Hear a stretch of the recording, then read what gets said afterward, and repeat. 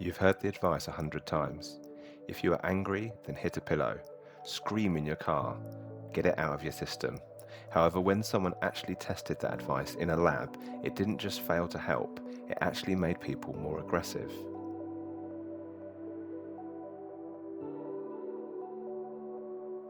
In 2002, a psychologist called Brad Bushman deliberately made people angry. He had fake fellow students harshly criticize something they'd written and then split them into groups. One group hit a punching bag while thinking about the person who'd angered them. Another group hit the same bag but thought about getting fit instead. A third group just sat quietly and did nothing. If the old advice was right, the venting group should have come out calmer.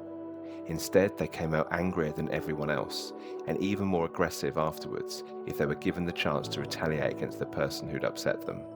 The group who did nothing at all did better than the group who'd let it all out.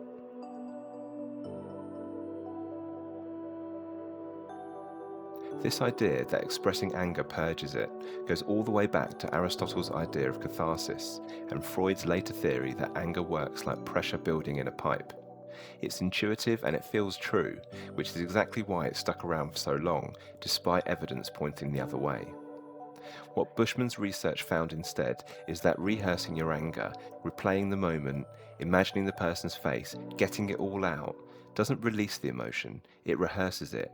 You're giving your brain more practice and more opportunity at being angry, not less. This is where old philosophy gets vindicated by the data. The Stoics were skeptical of venting long before anyone ran an experiment on it. Seneca wrote about anger as something that grows the moment you feed it attention and shrinks the moment you interrupt it with something else.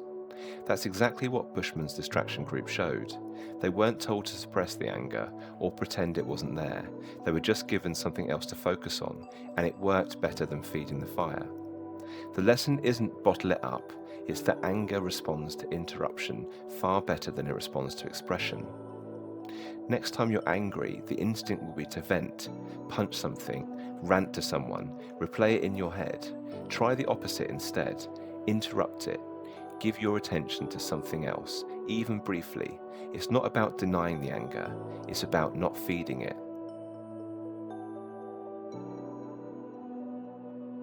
When you're next properly angry about something, text or call someone and describe what happened using only neutral, factual language. No venting, no colour, just what occurred. Notice how differently that feels during and after the moment compared to letting the anger run the story. If any of this was useful, please consider subscribing. New episodes every Wednesday and Sunday.